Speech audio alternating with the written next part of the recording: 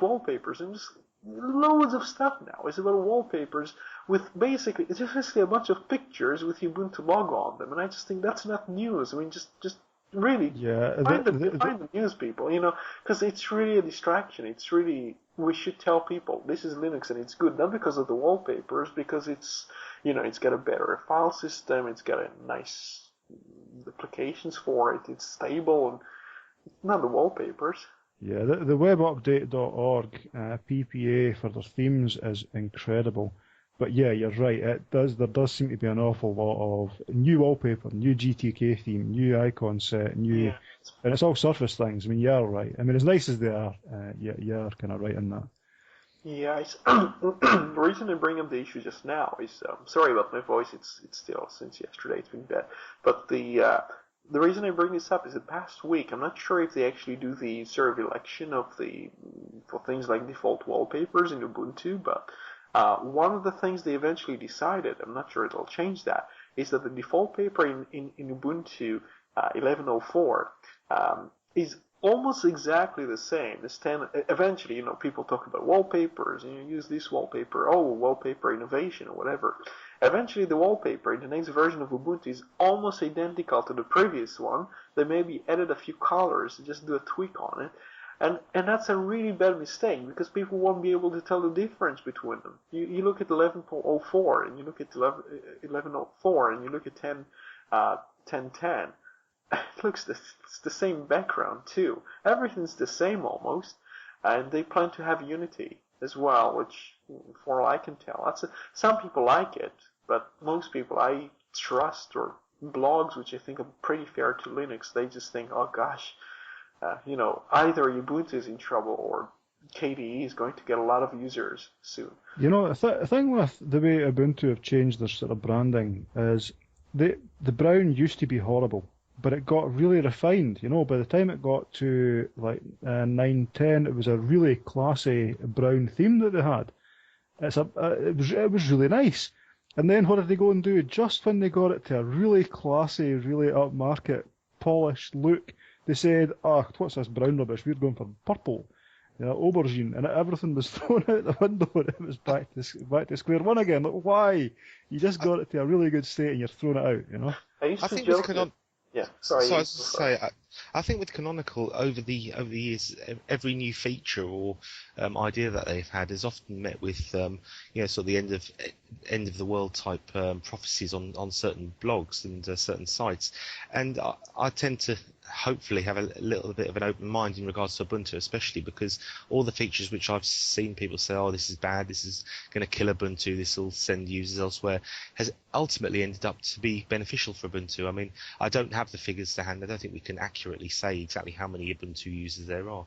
But what we can say, I think, it's fair that Ubuntu has achieved a status. It's one of the top distros for Linux users in terms of popularity. Whether it's the top, I wouldn't like to say because I don't have figures to hand. And every decision they've made, whilst it may have met with some criticism in the beginnings of it, has ultimately led to a very popular and distro that seems to be everybody talks about. So I tend to reserve judgment. I must admit, from looking at the screenshots of the currently released beta, I'm not particularly enamoured with the look of it.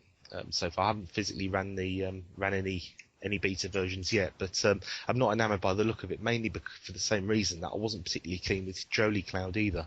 And to me, it looks a little bit like that, or very much like that, for my liking. Sort of a large screen mobile phone interface stuck on your netbook or laptop or desktop, and I don't like that. I still prefer the traditional desktop type look. Maybe that's because I'm old and long in the tooth, but my kind of thing on I had the netbook netbook edition, soon to be dead netbook edition on my netbook for a little while, and it kind of grew on me a little bit. It's very inflexible, but that's just it being new, really. I don't have any problems. See the way Unity and GNOME 3 and that are going. I don't have any problems. I think they're both going to be different. I think in both cases, it's on a 10-inch netbook, which is what I have. A regular desktop interface works just perfect. It's fine. There's nothing wrong with it. You don't need that special space rearranging thing. But I mean, I dare say if you put it on a 7-inch netbook, one of the triple E's, the old triple E's, then there might be a case. Yeah, And sure. especially, yeah, so I mean, I can see a use for it on the smaller netbooks, but I mean, every netbook now that I've seen, they're all pretty much 10-inch. And 10-inch netbooks are fine with regular interfaces, whether it's GNOME, KDE, whatever.